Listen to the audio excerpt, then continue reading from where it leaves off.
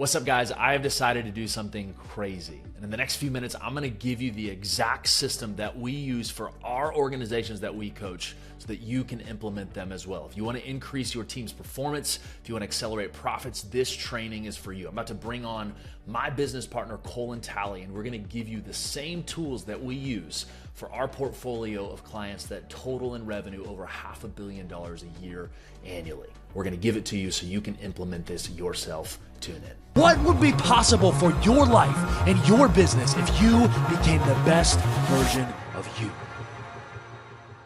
All right, guys, like I said, we're doing something crazy today. We're gonna actually give you the blueprint for free that we have taught hundreds of companies. Like I said, currently we have over $500 million of revenue of organizations that we get to serve and implement this process into their organization. And we're actually going to give you the exact tools. We're gonna show you what you can do to implement right now to boost your profits, to increase your team performance, so you can build the organization that you really want. I've actually brought with me my partner in this consulting firm that we get to serve with, so that he can give his amazing perspective. He gets to serve different organizations as far as the coaching we do. He gets to see inside some incredible companies, and he's actually written a lot of this curriculum so that you guys get a very unique perspective and you can see the real truth behind this stuff.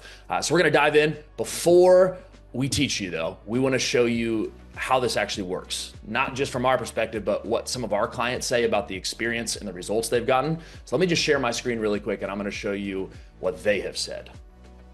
So as you can see, we've had over 100 busy entrepreneurs and leaders take the time to go write a comment and not just a star in terms of the results we've been able to get. And you can see all really 5-star reviews. And so it's amazing to me, considering how busy they are, they took the time to share about their experience with us and the results they've been able to achieve. And I think Cole's gonna walk through a couple of those right now. Yeah, and obviously we haven't cherry picked these. This is not something we've queued up. I literally just searched Exit Momentum reviews and we're scrolling through in real time what our clients are saying. Obviously all these are 5-star and they're saying just about their experience. Like this is Brandy, one of the amazing organizations I get to work. She's a department head. She says we've been working with them for 6 months. Results are and impact are tremendous. The method provides so much clarity, focus, and efficiencies. A lot of them are saying just about their specific coach. Obviously, this one was me. You saw a couple others with our other team. Julie and Ren are up there. This one's pretty funny too. Restorations company we coached took our business to the next level in 6 minutes.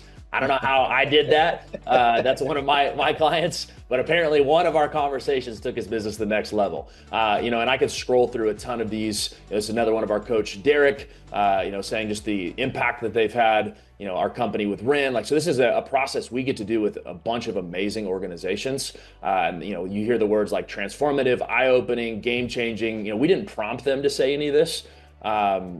We just said, hey, if you want to leave a review, that'd be super beneficial for us. And they use their own words. We didn't tell them to say these things. It's just, out of the kindness of their heart, because they believe in what we're doing and the impact, revolutionized our business. Could not recommend them more. And so you can go search these yourself if you want to, know that I'm not BSing you. But all of these are unqueued. We hired them. This has helped us so much. And so you can get real feedback and you can go look them up. They're real companies. This is attached to who they are, and go search the people.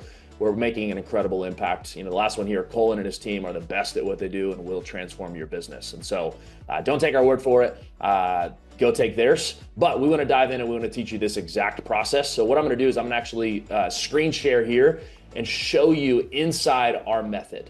This is what we call the momentum method. This is a process that we have really dialed in, and Colin has pioneered, that's brought some incredible tools from a lot of amazing sources, and not just take our word for it sources. I'm a cool author, people that have done peer-reviewed studies for thousands of companies, and we found a method of really implementing this. And Colin, so do you want to start walking us through this actual framework?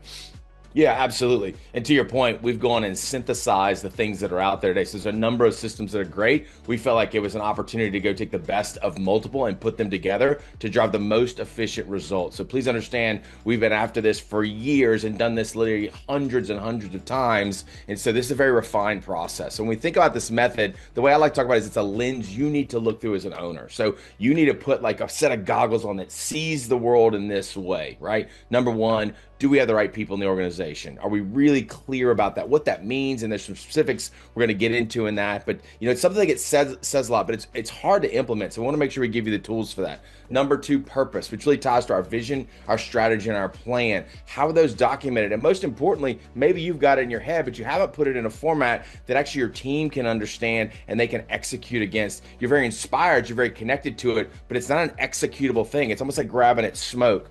Process. It's one of those things a lot of our owners and entrepreneurs don't want to talk about, but it is the difference between a mid-sized company and truly a scaling company, something that makes a difference that allows you to grow. And there's ways to do that that don't require ridiculous amounts of documentation, because again, you're busy, you have a lot going on. How do I pick which things we're going to define processes for? What's the format for that? So we walk you through some of that as well. And then ultimately measuring performance so we know how we're doing, so we can coach our team, so we can celebrate wins, so we can have hard conversations when necessary.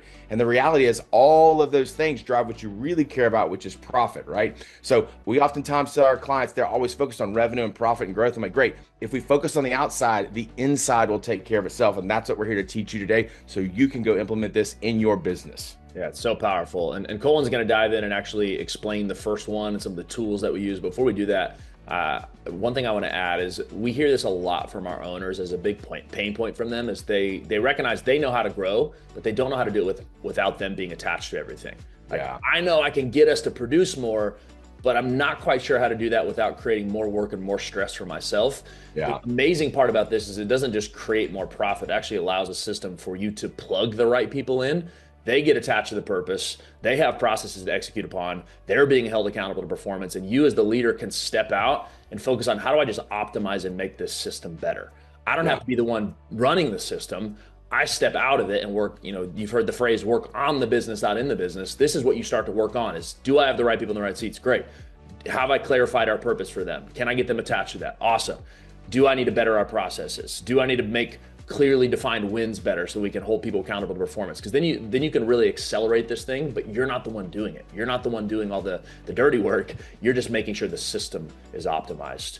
And so Colin's going to dive in to people first, and then we're going to take these one at a time. And again, not just show you what to do as far as like, hey, get your people right. We're going to actually screenshot and show you some tools inside of our companies that we've actually implemented so that you could go do that same thing yourself. Yeah, absolutely. And Cole, it's interesting. I got a call yesterday from an owner, about 20-person company. He said, no problem with revenue, no problem with profit. But he said, I feel like I'm involved in 3/4 of everything we do and have 20 people on my staff. How do I get out of this self-made prison? And I thought it was a beautiful statement because he's like, I'm successful, I'm making money, but I feel like I'm in prison. Yeah. And so that is where this starts to come together. So to your point, they can let go. So number 1 on this is getting clear about accountability. Who owns what? And so if you think about, a football team or a basketball team, when a coach draws a play, we have to know who has to play what role and who has the ball, right? And not 2 or 3 people don't have the ball at one time. Cole's got an amazing background playing football. I don't know that you ever, I think you were running back, right? Receiver. Played some running back in high school too. Did you and another receiver ever try to catch the ball at the same time, like the two of you, and run down the field as a little duo, like grade school? So didn't work out well. Yeah. So we're looking to clarify functional accountability. On the next page, I'm going to show you how to do that, how to think through that, because it's the inverse of how you would normally think because you care about your people. Next, how do we assess talent? Like, so how do you, we want people to do better, and we're like, okay, do more, do better. That's not really assessing the talent that they have and then figuring out how to grow their skills or find opportunities for growth for them and acknowledge the things that are really good that we can expand. So it's not just about the problems, it's also about the opportunities where I don't think we're getting all we can get out of John or Susan or whatever else because there's more upside there. So talent assessment is also about that upside opportunity. And last, team health. How are you connected as a team so that it's not just, hey, we enjoy working together and we do a social event or whatever it may be. This is also about understanding each other, being able to have deep conversations, going through assessments and so forth. So again, we're going to walk through some specifics here, but those are kind of the core fundamentals of the people function. So here you see an example of, some people call this an org chart, some people call it accountability chart, some people call it responsibility chart. I don't care what you call it, right? Bottom line is we have to think through what are the core functions of the business. We have to get clear what those are. So you start there. So we always talk about boxes first. So if you're going to do this work, what I need you to do is get a blank whiteboard, a blank piece of paper, whatever you're going to do. And I want you to draw just out the boxes. Let go of titles, let go of those kind of things, and think about what are the core fundamental functions of our business. And then what does it look like above that? Sometimes that's called visionary integrator. Sometimes that's called CEO, COO. Again, that's a little more title driven. GM, sometimes it's one box. So you've got to really think about core functions at the bottom first. Forget what role you're in, forget your title, forget, your other business partners and stuff like that. Really step back and let go and imagine that you're an advisor to this company. You're helping them set themselves up for 3 to 6 to 9 months from now. So we're clear about capacity. So it's boxes first, the bullets second. So what are the 5 or 6 things? I like to tell people, if you had a great job description, which of course very few people actually read or use after they're interviewed, plug it into ChatGPT and say, hey, ChatGPT, give me the 5 key bullets that really cover this page and a half or 2 pages so that I know ultimately if I'm in that seat, what I'm accountable for the business. And so that's next. And then we layer in the people and we ask the question, can they fill that seat? The challenge.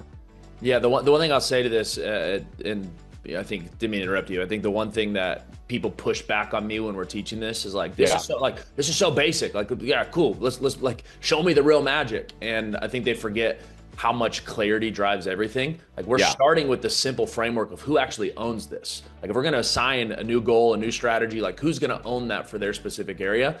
And you mentioned we just started with the $50 million pest control company the other day, and they had no leadership team. And so this is the foundation of how do we start making decisions at a higher level? Well, it starts with who's going to own those decisions. Yeah.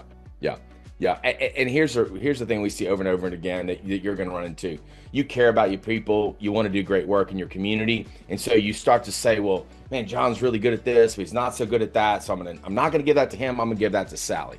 And all of a sudden you start creating these, what we call Frankenstein roles, where there's things that are bolted together. And then when John wants to elevate or John moves on or retires or whatever else, now all of a sudden I'm trying to hire Frankenstein. Right. And so we have to think through that, and we have to think about where we're going, not where we are. Oftentimes with the organizations we get to deal with, whether they're doing 2 million, 5 million, 20 million, 100 million bucks, part of the problem is their people plan is based on what they were previously, and it's not a forward-looking view of how to set up their people. Again, if you think about sports or you think about music, right, the musicians have to be in the right spot. In sport, they have to be in the right spot on the field to actually execute the play. So think about this in terms of getting the people in the right spot, helping them understand what they actually own, and you having clarity so you can coach them against the things you need them to be accountable for. 100%. So on the left is a talent assessment chart from Top Grading, great book around hiring and all that kind of stuff. So it's a way to assess talent, looking at a couple of different things. So here's what I want you to do if you're going to use this. Number 1, on the productivity side, 0 to 10, if you have somebody that literally you don't understand how they can get all the work done. It's almost like a cyborg. You want to break them open, you feel like there's a machine in there. That's a 10 in terms of productivity, and there's probably only 1 or 2 people in your entire organization that are at that level. Now I want you to use that as the benchmark to rate everybody else. On the y-axis, the culture fit. I want you to think about the person that if you cut them open, they bleed your colors. It's like they literally, part of their DNA is your company, and that is the 10 on that level. And again, there's probably only 1 or 2 people in your entire company that are that, and you use them as the benchmark. So then you can plot people on here and start to think about how to leverage this in terms of, are they trending up or trending down? And what is my coaching plan or action plan for them in the next quarter? So that's, again, Top Grading, talent assessment tool, very valuable to help people get clear very quickly and minimize a lot of discussion around where people are and what needs to change. Additionally, over here, a tool that comes out of Scaling Up. So the opportunity to actually see this face tool and the ability to look at it and say, okay, once I have clarity around the functions, who's accountable for those functions, it's related to the previous people chart that you saw. But then there's also a look to say, okay, what ultimately are the KPIs or the leading indicators I need to know that person is responsible for, and then what are the results and outcomes? So there's a bit of leading and lagging in that tied to each one of those seats. So again, we are clear about what it means to win if I own operations, what it means to win if I own technology, what am I accountable for, and then what are the metrics I should be seeing on the front side and the back side in terms of my performance, so that we can obviously coach people, acknowledge people, and when necessary, make hard decisions and remove people. It's great. Love it. Let's talk about purpose. This is the second piece of this circle. But we go hard at the people side first, because if you don't have the right people in the right seats, none of it really matters. Like, it's going to be a one-person show, and until you build that structure to release ownership and delegate and elevate, it's a term we use a lot, then you really won't be able to get people attached to a purpose. You can't give them a process because you don't have the people that can actually execute it. So we got to start with the core foundations of what people are we placing to give ownership to. And the second is, now let's give them direction. Let's give them fuel to the fire. Let's give them a filter to start looking through. And so this is the three pieces that we look at when it comes to purpose: is vision, strategy, and plan. Vision is this long-term picture of where we're going. It all centers around what we call big, hairy, audacious goal. That's not a phrase we made up. That's Jim Collins, right? And so it's just a powerful tool to say, what is this really audacious thing that we're chasing? But that's the starting place of vision. But we need to actually take that and say, how are we going to get there, and who are we in that process? So the second piece is strategy. This is really what makes us different. And I would say, with a lot of the organizations that we've worked with, many of them have a long-term goal. Many of them have defined their core values, which is part of this as well. And maybe they even have an executable plan of targets and stuff, but they haven't done really any work strategy-wise. And even some of the certifications that we have and I've been through, they don't talk about this piece at all, this differentiating factor. And so really it leaves you with this, like, here's my goal long-term, and here's an executable plan today, but there's really no how in that process. And I think this is really where the magic can happen. You can separate yourself from other companies. And the last piece is really centered around reverse engineering. And so creating an executable plan that says, okay, if this is where we're going, and maybe it's 5, 10, 15, 20 years, how do we get that to today? Like, what do we do today that makes sure that we're trending in that direction? Is there things we say yes to now that maybe we say no to later, or vice versa? There's things we say no to now that are going to get in the way because they're awesome, but they're not actually pushing us in the right direction. And so I'm going to show you just some examples of the tools within our organization, since you can see a quick snapshot from them. This is starting off for vision, 3 things we build. One is our core values, and we start there because that defines your culture. Simon Sinek says culture is values plus behaviors. And so if I want to create a behavior system inside of my organization that leads to the culture I want, I've got to first off define, who am I? And so this is one of our team's core values. And you can see they are very specific on the types of people they are. And they use very specific language, not even language that I would use necessarily, but I love it. Like I love it for them because they get fired up about it. And you see accountable AF and get shit done. Like, not language that I typically use. Mine has scriptures attached to it, and there's a whole phrasing around like impact and how that affects and so I built a culture based on that. This team is built as a very rah-rah culture that gets them excited about the work they're doing. And that's amazing. And that's what you want, is to actually define the culture you want by who you say you're going to be. Second is purpose. Before we get to a big, hairy, audacious goal of defining what that point on the map looks like, it's important to recognize, what are we doing besides just making money? What's this thing that actually, what it was referred to a lot, and when we talk about this, is what's this just cause that we're trying to advance? What's this thing that we're trying to accomplish? We may never actually get there, but it's this world that we're seeking.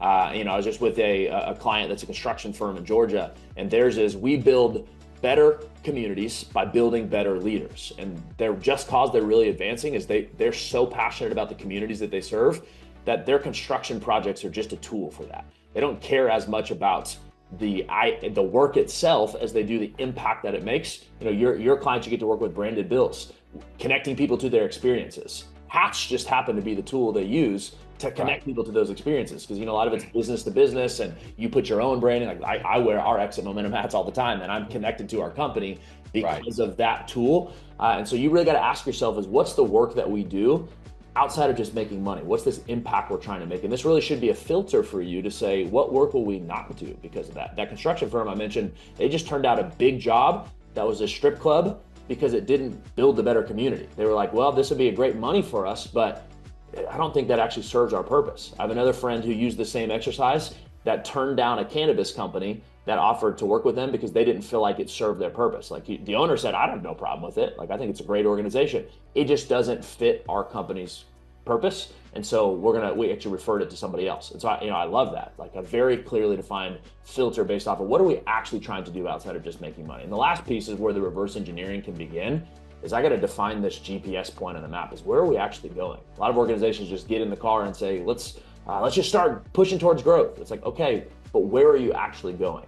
How do we set the GPS to a very specific destination? Because that'll set all of your focus. Your system should go towards that, your processes, your targets, your people. You have to start making decisions now. Even when you think about some of the reverse engineering we do, If it's going to require multiple locations or different buildings, some of that stuff takes 2, 3, 4, 5 years of prep before you can actually move into that building.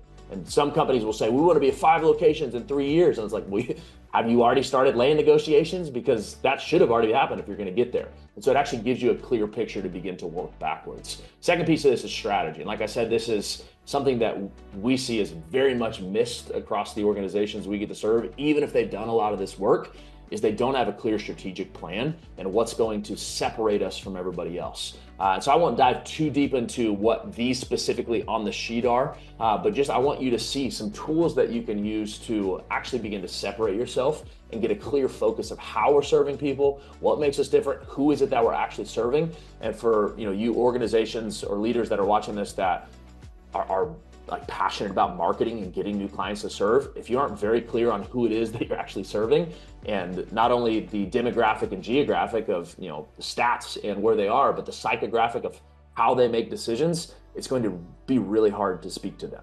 And so this is a tool that we use even starting off in strategy, is getting very clear of the deep internal motivators of your buyers or of your clients that you're trying to serve, so you can speak to them in a different way and separate yourself from someone else. There's actually language you can use that one phrase said differently will speak to a broke person versus a very affluent person. Like you could say this literally the same phrase versus like, I'm struggling with finances versus I'd like to optimize my wealth. That same phrase speaks to totally different people. Although it's the same theme as I want to make more money or I want to make my money go further, it speaks to totally different people. And so we got to get very clear on that. Second thing is brand promises. What actually do we promise that separates us from everybody else, that really tells us as an organization, as a front-facing piece to those people, if you've got a concern or something that you're unsure about, here's how we conquer that. Here's how we separate ourselves from everybody else. Differentiating activities. Here's the things that we actually specifically do different than everyone else. Everyone in the industry says they have good communication. Everybody in the industry says they're going to get their job done on time or whatever it is. What do you do that's different? What is that one thing, two things, three things that, or even in this case, four things that when someone looks at, oh man, I've looked at other companies, they don't do that. That's amazing. I would love to work with them because of how they separate themselves. And there's a bunch of tools that we can build, even a very specific strategy, something we call the flywheel of actually documenting our processes, is that the organizations that want to work with you can very clearly see exactly what they're jumping into. And so these are some strategic differentiators. And the last piece is plan. To me, this is where the rubber meets the road. It's amazing to have a long-term vision of where we're going. It's awesome to have amazing strategy, but if I can't start to make some of these shorter term predictions and commit to a process, then I'm never going to reach my goals. And I tell this to our teams all the time. I love that we set this amazing goal and everyone's inspired by it. But if we can't do the today work, we can't do the this quarter work, then none of that's going to matter. But what's awesome is when I can get a clear, really uniting plan for everyone to know exactly how we're doing that. What's the steps of the process? And without fail, every time we leave our vision planning sessions, teams will be excited and pumped, but then say, oh my gosh, I have no idea if that's even possible. When we do this session and they leave with a very clear plan, broken down from 3 years down to 1 year, down into a quarterly, I ask them, do you think that's doable this quarter? And they're like, oh yeah, we can do that. I'm like, great. If you do that every quarter, we're going to hit that big, hairy, audacious goal that you hit. And they're like, well, I guess that's not as scary as I thought. And so it actually creates bite-sized pieces, eating the elephant one bite at a time in a very confident way for a team. And so, high-level overview of this is getting very strategic numbers, and financials for the organization at each of these time periods. So in 3 years, where do we need to be if we're going to get our 10-year target? Same thing with 1 year. Where do we need to be if we're going to hit our target? And that's not just revenue. Most companies focus on that and don't break down the margins. Here, this one's just net. Most of our companies, we're going to dive into gross margins as well. What do we need to actually keep from each of the projects we're serving after cost of goods sold? And so we need to have a very clear target process for this. Same thing with measurables. We often call them, these are our key drivers of what's going to be driving these financials. Is it a specific breakdown of number of clientele or customers for each area? Is it a specific revenue for each location? Is it a percentage of breakdown? Colin's seen a ton of different examples for this type, but it's like, what's going to actually drive those numbers? And then from there, the last piece is for each of these sections, I need to know what the business actually looks like starting off, but then what are the goals that are going to make those things happen? If we accomplish these things, that's a reality. And what really gives our clients tangible action items for the 90-day period moving forward is to say, what are the big projects or rocks that if we get these accomplished, this becomes a byproduct. If John can get this standard created, or if she can get 3 client experience managers seated or interview for those seats, then we will hit these numbers. And so we have a very clear actual action plan to hit our goals. Anything to add here on this one, Colin?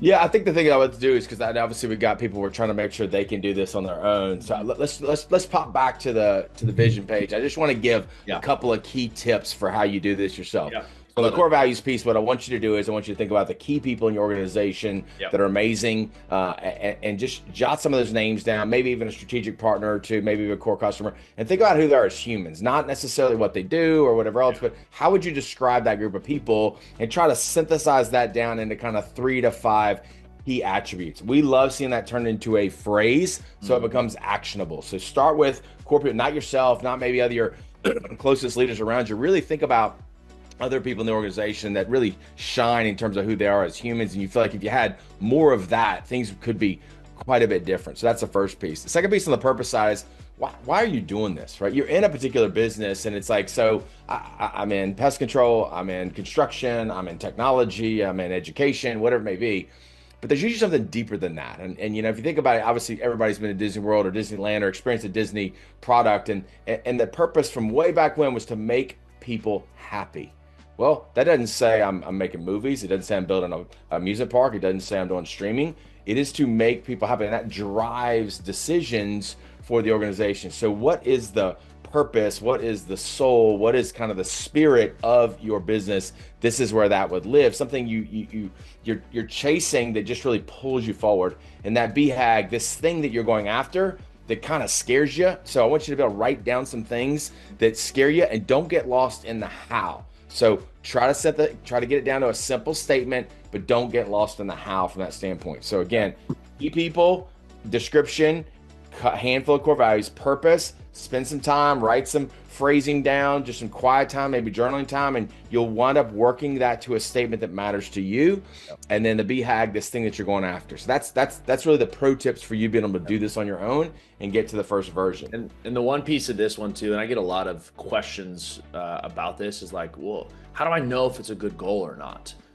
One encouragement for you as a leader is every goal is made up. So do not be stressed that this has to be perfect. Right. How do I know if it's the right thing? It isn't. You are actually setting an intention, and you get to decide it's the right thing because you're going to create a plan to go attack that thing. It's the same thing with any other area of your life. If you're setting a health goal, okay, if I'm going to lose 20 pounds, why 20? Yeah, because that's the thing you decided. Great, let's create a plan for it. If that's what you want, let's go chase this thing. And so one, don't put the pressure to have this perfect. You're just committing to, this is where I want to go, and I'm creating a vision. But the filter that we use to determine, like, is this actually a good, big, hairy, audacious goal, is what we call the 48-inch test. Is when you are going to ride a roller coaster as a kid, there's those yardsticks on the side that say, are you tall enough to ride this ride? What is the feeling that you finally reach, or when you finally reach tall enough to ride these rides, what's the feeling that you get? It's two things, right? It's one is excitement. Yes, I get to do this. But what's the second feeling? Oh God, like I have to actually ride the ride now. Colin calls this the pukey feeling a little bit. It's like, this is it's exciting, but now I'm really nervous about this. This without fail describes how our leaders feel when they set a good, big, hairy, audacious goal. Is I'm inspired by this. I'm pumped by it. This gets me out of bed in the morning. I can't wait to chase this thing, but also, oh God, I have no idea how we're going to do that. That scares the heck out of me. And that is a good, big, hairy, audacious goal. The problem is a lot of teams will just set layups. We're growing at 20% a year. And so they just take that 20% and multiply it times across 5 years. And it's like, there's our big, hairy, audacious goal. It's like, I feel like that's going to happen already. That doesn't stretch you. That doesn't make you sick to your stomach. That's just who you are already. And so get very strategic when you set this, is make sure this thing actually stretches you. Yeah. The strategy piece, I would say, if you're starting and doing something on your own, just focus on two, let the rest go. That you really need probably some help facilitation there. One is ideal client. And the key thing here is you may serve a lot of different people. Who is the best client for you to serve? Think about the top 3 to 5 customers you have. What is true about them as humans? What is true about where they live? What is true about how they think, what they value? And you may have more than one. Usually it's a max of 2 to 3 if we do more than one ideal client. And the biggest thing we focus on, obviously, is how they think and what they value. The key thing there is for you to think about, what do they actually value? Not what do you want them to value? What do they actually care about and value? And so thinking through that, getting clear. And we've had plenty of clients before where we had a wealth management firm one time who said, hey, we really need to be doing more in the, retiree and business owner space. But when we looked at their book, that was only about 40% of the actual accounts that they were dealing with. Right. So it was a big awakening, and it took us several years, but now I'm happy to report it is well beyond that. The book's 10 times the size it was before, but it was an awareness that day that actually the minority of my customers are actually ideal. What are the things I need to do messaging wise and everything else? So getting clear on the ideal client.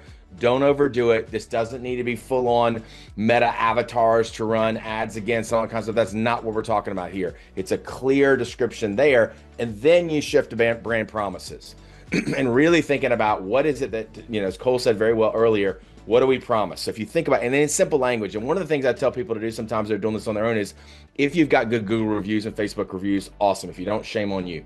Second part of that is, if you have them, go read them and go look for language that your customers that have said good things about you have put in their words. Because I think what we have found over time, I don't think I know, is the simpler the language, the better. And your customers oftentimes are the key to what language. Now, the one thing to remember here is why people buy initially is not why they stay.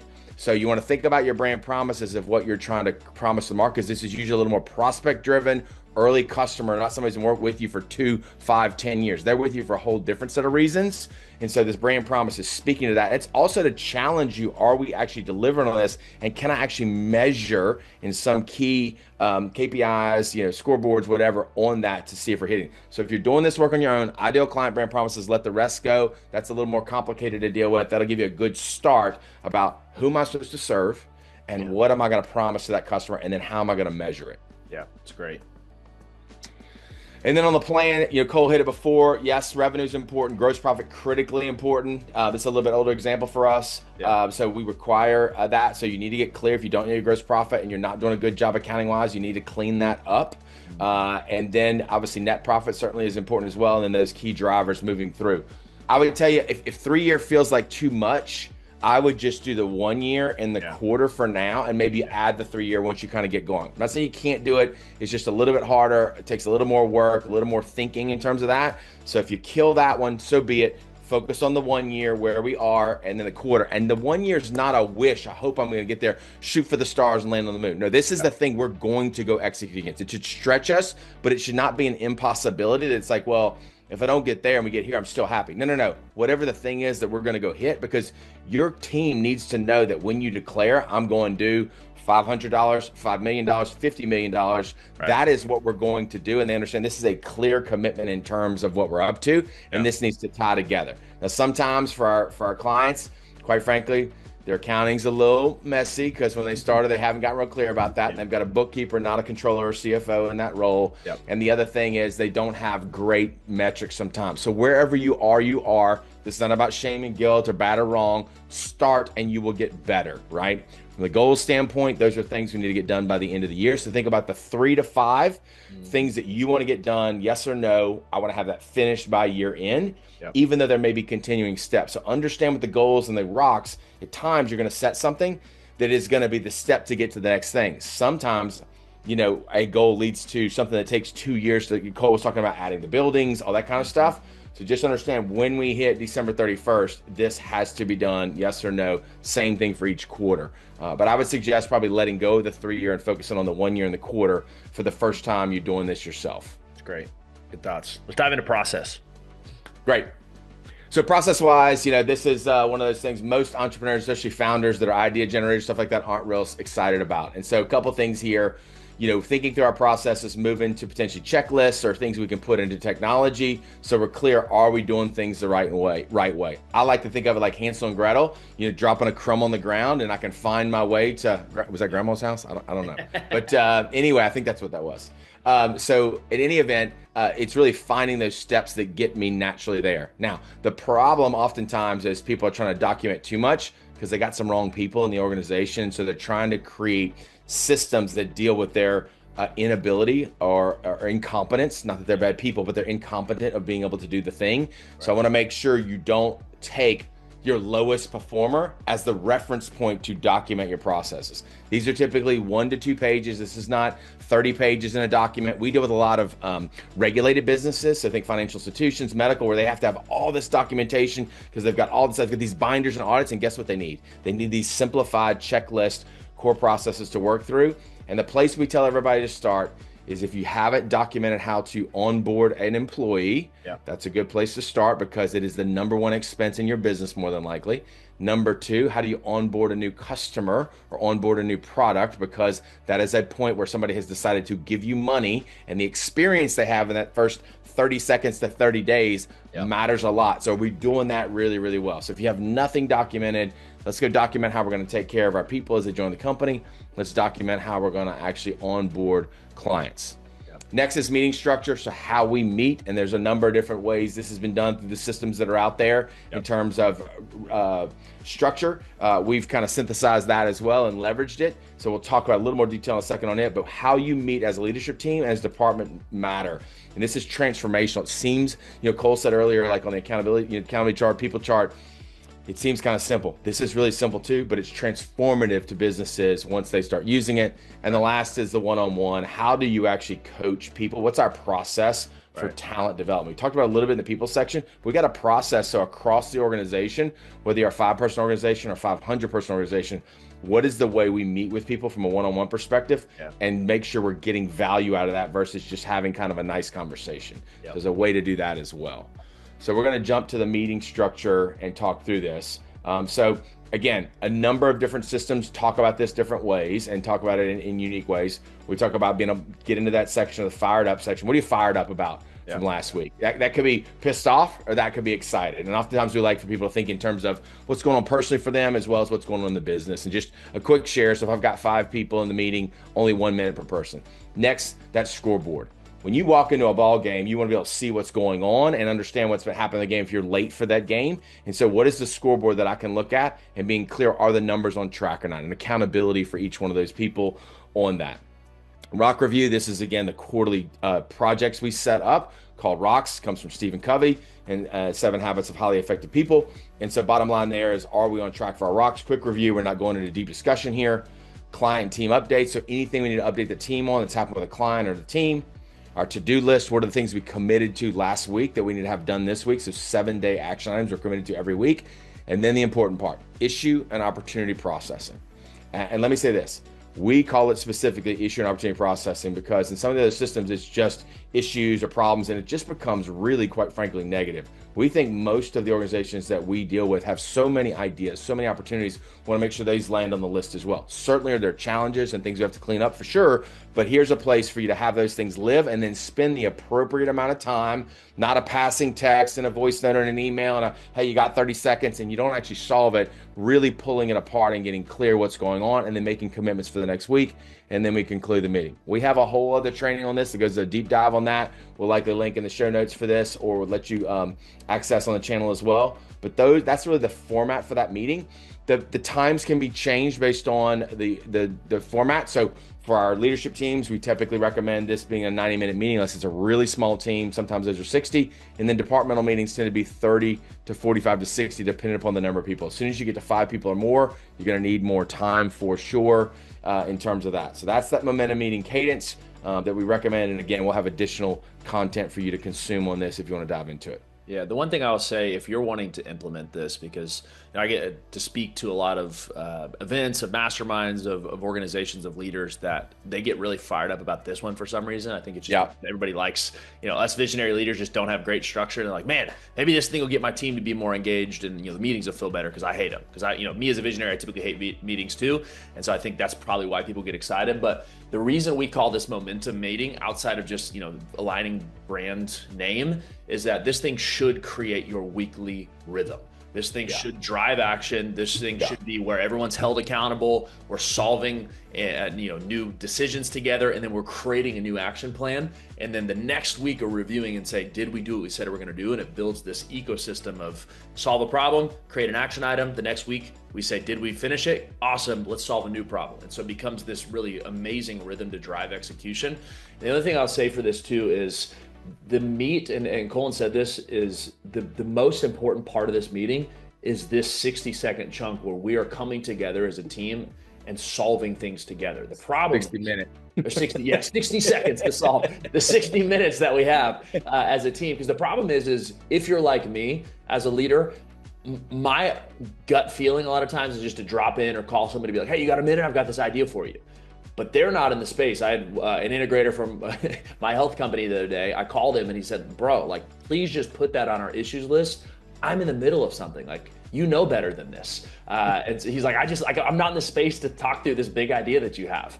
And so us as a leader, it actually gives us a place to not only save those ideas for later, but it creates a space where those people that aren't just wanting to drop everything and listen to your ideas, they're actually ready and prepared.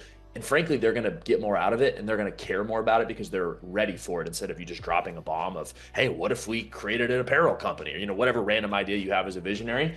But the other cool part about this too, is there's a space now for actually assigning action from it. You didn't just talk about it and it sounded like a cool idea and they're like, all right, we'll get to it later. It's like, no. What are we going to do with that? Are we saying later, or are we committing to an action item right now? And the problem is, if you don't have a structure of meetings for that, then a lot of stuff gets talked about, but nothing actually happens. With a furniture company I get to coach, they said, and this is a multi-generational company, $30-ish million a year in revenue. And they said, I don't know what we were doing in meetings before. Like, we talked about a lot of stuff, but like nothing ever really got done. It's because of this. They didn't have a system for actually assigning action and holding people accountable. And so the way that I look about this schedule, if you're going to implement this right now, like, one, follow the schedule to a T.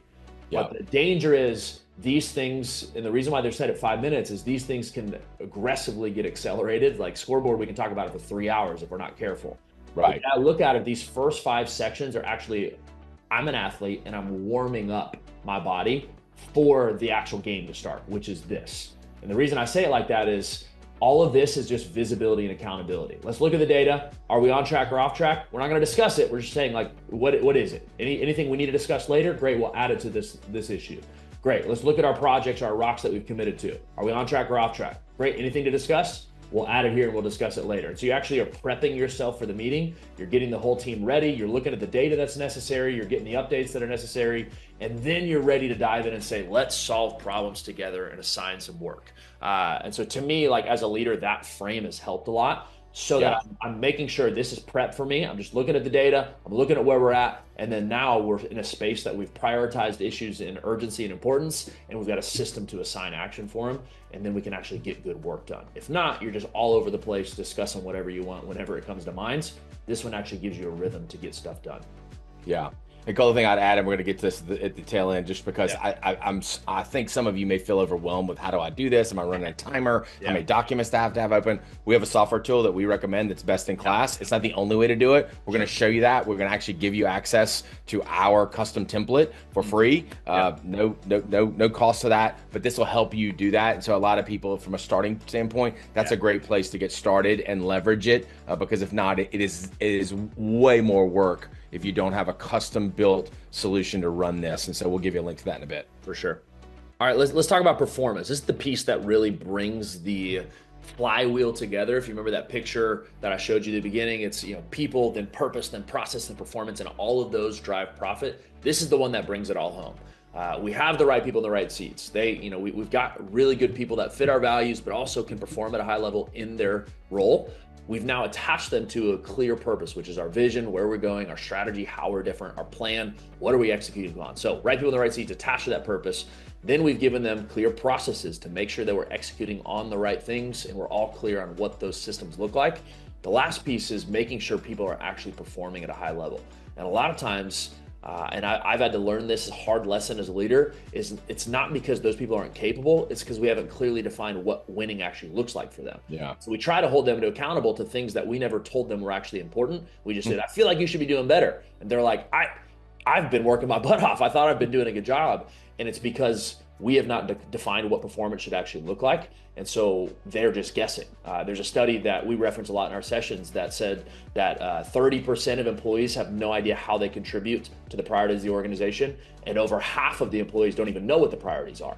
And so how are we clearly defining what is it actually important? Well, we do that with numbers that we track, saying, here's what the win looks like, and we're going to measure it. And when we say it's measured, it tells people it's important. And so for us, performance starts with what we call a scoreboard. there's different names for it. You can call it a KPI dashboard, a number chart, however you want to refer to it. But I love the term scoreboard just as an athlete. You can see the jerseys behind me. Like, that was my life for many years. And I see KPI dashboards in this frame. And Colin gave the example before. If you're walking into a sports game, you could have no idea who's playing. You could have no idea how the game's been going, but you could look up immediately and say, all right, it's the third quarter. There's 6 minutes left on the clock. It's 21-7. I know who's got the ball, and immediately I'm caught up to speed of what's happening. The same thing here is, do I have KPI dashboards or an actual number scoreboard built that says, if I don't know what's going on in our company, if I'm on a desert island and someone hands me this sheet of paper, I can actually see how we're performing and I can make good decisions. It's one of my favorite phrases, is great data leads to great decisions. So I'm going to show you one of the scoreboards in a second, but the cool part about this, and really where I begin to see the value in having clear performance metrics. I knew it, I'd seen it, I'd done it in our businesses, but I had one of the guys that certified me in one of these processes. He runs a private equity firm. Currently, I think they have 80 something companies in it. He's had a stupid amount of exits. I think they say over 100 at this point. And I think some of those were conglomerations, but had a wild amount of exits, and they currently run, tens and, almost 100 companies. And I would ask him, like, how the heck do you do that? And he has had himself as the CEO of those organizations. I'm like, there's no way you run those. He's like, no, I've got an incredible integrator for each of those organizations, what he called a business leader. And then I have clear KPI scoreboards for every single one. And they come across my desk every week, and I have a meeting with that leader and say, where are we at? What decisions do we need to make? Great, go run. And so I recognize, man, if you can do that with 50, 60, 70 companies, I can do that for one company, and I can have really good information to make good decisions. But that's how you want to treat your KPIs, is if I'm a leader, what data do I need to see if we're actually on track to how we're performing? And so what this actually can create is this system, like I said, of it brings that flywheel home of it wraps up right people, right seats, attached to purpose, processes to execute upon, and then now performance that I step out of as a leader, and I just focus on make this thing faster. How do I make the process better? How do I get better people in? How do I make our product higher margin? How do I make it better? Like, I'm just focusing on the overall improvements, but the system starts to build on itself, and we can just focus on how do we just get a little better today. So example of scoreboards that we use, and obviously you should have scoreboards for your organization as a whole. As a leadership team, you should have ones for departments. I really think you should have individual KPI metrics too, to show them as their role, what are your targets? And you can see the way that we set it up in the software that we'll give you access to for free is we have a clearly defined owner, what they're focusing upon, what the goal is, and then each week seeing, did I hit the goal or not? And there's a transparency and ownership of me in this role. And let's just say this is a marketing role, obviously, because we're talking about marketing spend and reviews and conversions. But if I'm the head of this marketing department, what are the most important metrics that I'm looking at, and how do I clearly define a win? And then now there's transparency every single week that, did I do my job well or not? Are we moving in the right direction? And so this gives a really cool twofold thing of, one, you, a leader, can make good decisions, but two, is you're actually handing that ownership to that employee or that leader that says, that's your thing. You're gonna have to own it every week, and you tell me, and I really look at this like inverted reverse pyramid leadership is like, I now work for you. You tell me what you need, and my video froze up, and so I'll unplug and replug. But you tell me as a leader, how do I need to support you in that? Like, this is your job now. It's not my job to make sure we've got enough leads. That is your job. And how can I support you? And it really transfers this ownership to the team, because they're gonna have to report on every week. And if they don't know how to do it, they're gonna come to you and say, hey, I need help with this. That's what you want. It's you're handing that delegation so that you can elevate out of those things and they can feel the weight of those things. Anything you would add on these scoreboards, Colin? Yeah, I did. The one thing that hits me is obviously, look, there's a lot of red on the scoreboard. So we didn't just pull the Instagram highlight reel of what's going on. And that's a reality. And this is actually an indication for a team at one point about a slowdown in a particular industry that they had to adjust to. And so we took that snapshot on purpose. And bottom line is, it removes a lot of the qualitative, subjective conversation, right? If my goal is $13 million this quarter, and I've got to hit $1 million of revenue per month, and I break that down at $250 per week, it's super clear whether I'm hitting or not. It's like, well, this week we had this thing, and there was a snowstorm, and there was a rain thing, and then there was the parade. Like, there's all of this noise inside of your business. And so our goal is to have as few numbers as possible. Again, think about the scoreboard, right? There's a gazillion other metrics that teams are measuring and stuff like that. But as the person walking into the stadium, I've got a really good sense of what's going on, as Cole shared. And so that's the point here. And it allows people to get out of a lot of conversations. And quite frankly, they act faster. Once they see this on a regular basis, they also are acting faster. And sometimes that's, again, on the positive. Things are going really well. We're getting a lot of leads. Hey, we got to make another sales hire. We got to get another onboarding hire. So it is not just the problems. It's also,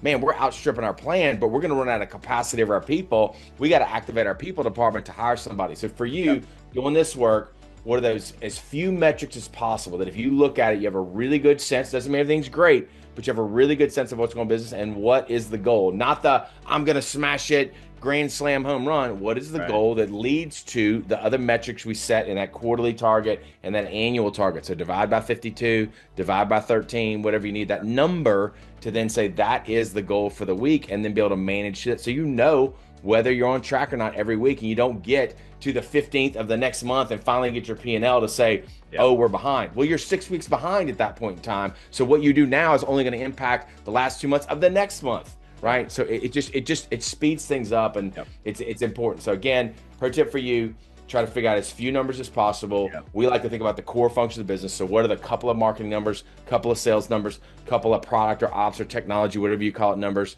couple of finance numbers. It tends to lean a little more to the front, a little more marketing and sales, a little bit of ops, sometimes a little harder on the finance side or people side.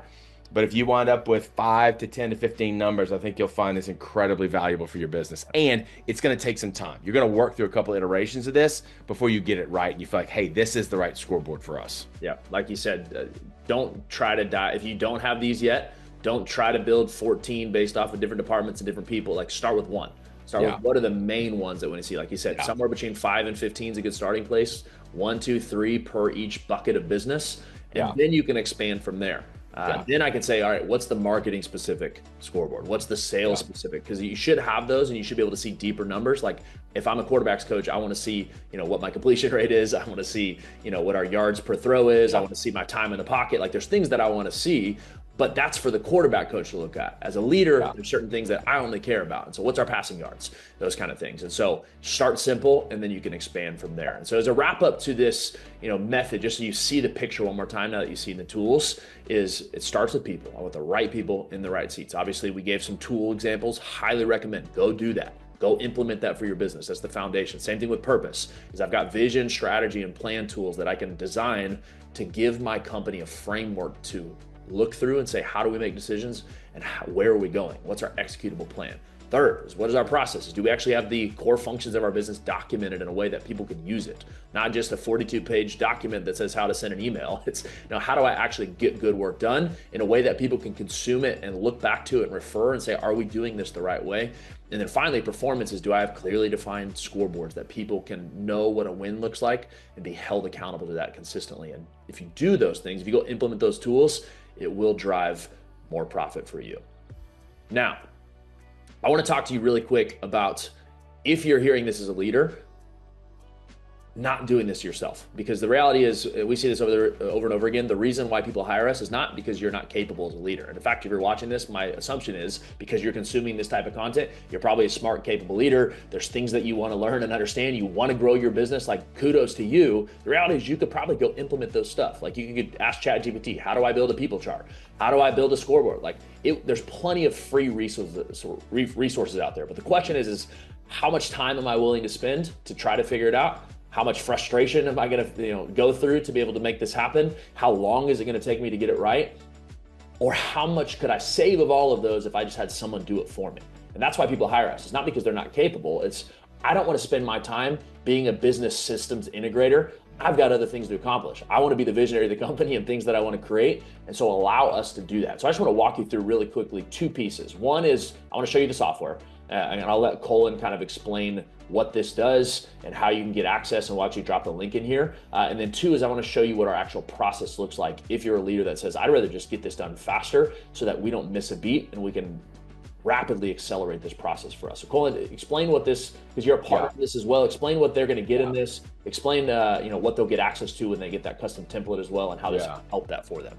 Absolutely. So 90.io system's been around for 7, 8 years in this space, handling these kind of things. Literally several 100,000 users, tens of thousands of companies now in the system. So this is not some small software platform. Has taken an outside investment. We're a strategic partner of theirs. We have built our own custom template that we're happy to provide to you for free. There's a 30-day free trial as well, so you don't have to pay for anything. No Get card, into the system. nothing. It's got everything set up the way that we do it, especially in particular on the vision, strategy, and plan tab, which is so hard to create and think through if you don't have that structure. It's just a blank screen. It's like, what do I put where? Same thing with the meeting template in terms of that. There's a sample people chart in there as well. So we've got some components in there, and we're actually happy to even potentially do a call with you after you've done some work to give you some feedback on that as another thing we could do for you. But bottom line, when I was a client of this and didn't have this tool, it added about 2 to 2.5 hours to my week of getting information, documenting it here, putting in this thing. Once I had this, that late 2.5 hours turned into about 10 minutes. So it is a material difference. And I suspect you, like me, as I was running businesses, I didn't have an extra amount of time laying around. And so being short on time, this really helped solve that and helped us move us forward. And the reason we require to the clients we work with, so to be clear, when clients hire us, I don't care what system they have, they can keep all those systems. We require that they use this. If they won't use this, we won't work with them, because we know the value of it is so much higher and moves them so much faster, and we're going to get a better result. So if they want to fight the system, that's okay. They just can't work with us. That's how committed we are to this system. And again, we're going to provide you our template that we have built, and we have labored over and labored over and labored over for years, and literally hundreds of companies and sessions that we've done this to say, this is the right approach. We're going to hand it to you for free. Great, powerful. So check the link in the show notes for this below. It'll say 90, free custom template. You can download it yourself. You won't even have to put a card in there. They just give you a free trial. So we're not, I'm not selling anything. I'm not trying to we want to give you free value so that you can see the value of this system. And then obviously at some point, if you want us to give you feedback, you want us to help set it up, we can accelerate that for you. But let's talk what that looks like. This is what we do. If you're a leader that's, already built a meaningful business, you're creating substantial revenue, a couple $1 million plus a year. And obviously we've got organizations much bigger than that, 50 to 75 million plus a year. But if you're already doing a couple million a year and you want to accelerate your profits, you want to boost that team performance like we talked about, and you don't want to waste your time figuring this out yourself, you're like, let me just have an expert that can come teach me how to skip the landmines and run way faster. That's where we come in, and we can actually come hands-on, facilitate this process for you. This is not a course we're going to give you. This is not something you buy and just watch and give you more time. In fact, we do it for you so that we can save you time and give you focus. And so I'll just walk through these quick framework really quick and let Colin give his feedback. And accelerating this about what I'm going to say. If you already know this is what you want, just click the link below and there's a book a call thing, and you can set up a time with me, with Colin, one of our team, that will actually walk you through how we can do this for you and customize it and the feedback, and it'll be just as much as a coaching call as it is there. And so if you're wanting feedback on your business, if you're wanting to go look at, hey, did I set this up properly? Just go click that link below and we'll actually just jump on a call and we can talk about how we can serve you. But if you're like, hey, I would love this accelerated for me, and I want someone to come in and facilitate it so that I don't have to spend all that time. I just want it done for me and make sure it's done right. This is what we do. We come in person, hands-on, and do it with you. This is not, again, not a course or a product we're giving you. We're going to come and make sure it's done properly and get with you hands-on and say, we've done this hundreds of times. Let's make sure you get it right so that you don't miss out on the potential profits or performance that if you did it yourself, you might not get to. And so for us, there's two phases. There's a setup process that we call implementation that gets the foundations in place. And then there's execution that ongoing continues to optimize. Just like your health goals or any other areas of your life, there's no real finish line. There's always more that we can continue to work, continue to optimize, continue to implement. There's new things we can add, and we treat the businesses we work with the same. There's no defined limits. We don't say you have to be with us a year. In fact, all of it's monthly. Like that's a way we treat things. Is it's our job to show them value. Now, I will say the average customer stays with us a couple of years. So that tells you about how much value we bring. Is we let them pay monthly, no commitment, and they still choose to keep paying us. That's why we do it that way, is because we want to deliver value in both ways, but there's an ongoing optimization that we can keep building the system better. And so our implementation phase first is 3 sessions across 3 months, essentially. You got a session and then 30 days, another session, 30 days, and then you have the final implementation session. The reason we do that is because we want to give time for the system to work its way through your leadership team and say, is this the right thing? Because it's custom for you. This is not, it's the same thing for everybody. You must do it this way. It's, let's make sure as we define your values, is that exactly how you want to say it? As we create this big, hairy, audacious goal, is that really who we are? Is that purpose where we want to go? And so we give you time to work through this, and we also give us time to help facilitate some of that. Like, we jump on and we audit your meetings to make sure you're doing it right. We give you more trainings and tools to your team. And like, I meet with a lot of our middle level leaders or department heads, and I'll give them feedback on how they're leading their team. So there's a lot that we can massage in there to make sure this system is actually taking root. And we can't do that by just doing 3 days back to back. We find it's better to separate it and to give you time to process. So day one for us is what we call the kickoff day. That's our foundational tools that allow us to build this process. We've already talked about what a lot of those tools are, but it really gives us the process to get work done.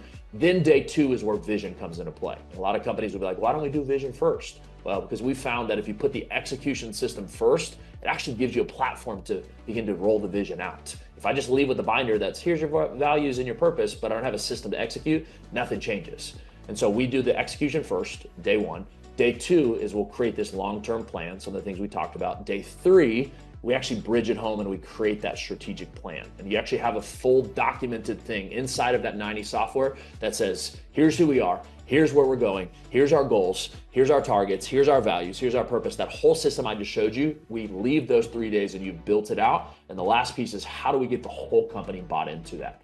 So once you've had that set up, ongoing, as long as is valuable, we keep coming back in person every single quarter, and we will help you optimize this thing. Colin, anything you want to add as we wrap up here?